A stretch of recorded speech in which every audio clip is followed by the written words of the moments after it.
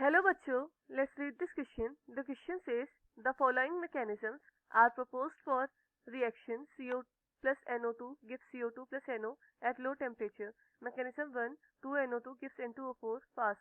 And the second step in the mechanism 1 is N2O4 plus 2CO gives 2CO2 plus 3NO slow reaction.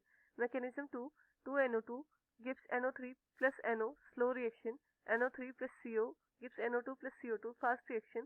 Which of the above mechanism is consistent with the observed rate law plus dCO2 by dt equals to KNO2 square. So अब इस reaction को solve करने के लिए पहली बात तो मैं यहाँ पे की कॉन्सेप्ट होगा कि ये जो रेट ऑफ रिएक्शन होता है वो स्लो स्टेप पे डिपेंड करता है. It doesn't depend on fast step. Okay, so for first reaction हम देख सकते हैं कि यहाँ का स्लो स्टेप में CO है लेकिन NO2 नहीं है, और सेकंड स्टेप में जो स्लो रिएक्शन है यहाँ पे NO2 है लेकिन CO नहीं है.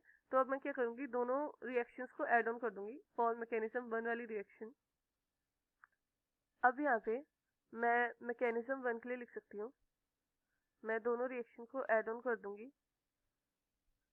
So for first reaction 2NO2 gives N2O4, ये हमारी फास्ट थी.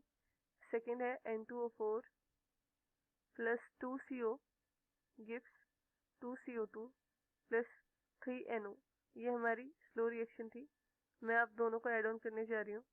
तो यहाँ पे हमें मिलेगा 2NO2 plus N2O4 plus 2CO gives N2O4 plus 2CO2 plus 3NO.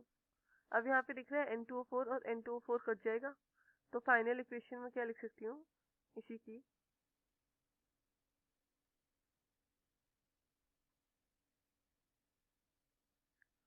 So final equation में लिख सकती हूँ 2NO2 plus 2CO gives 2CO2 plus 3NO.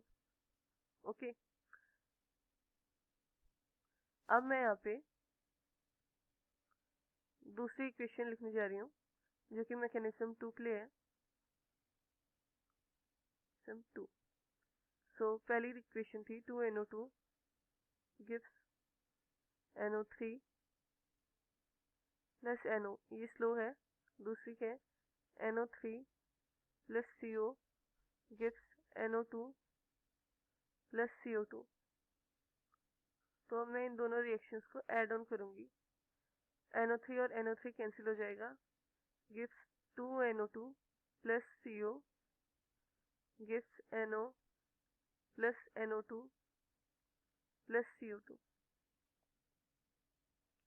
अब यहाँ पे जो हमारा रेट आ रहा है, पहली बात तो हम ये देख सकते हैं कि NO2 का स्क्वायर जो है यहाँ पे फॉलो हो जाएगा जो KNO2 स्क्वायर है, यानी कि K इंटू रिएक्टेंट का स्क्वायर KNO2 स्क्वायर इस गेटिंग फॉलोड. और यहाँ पे जो CO2 है वो प्लस में बन रहा है तो प्लस dCO2 बाय dt, और यहाँ पे CO2 का कोएफिशिएंट क्या है 1.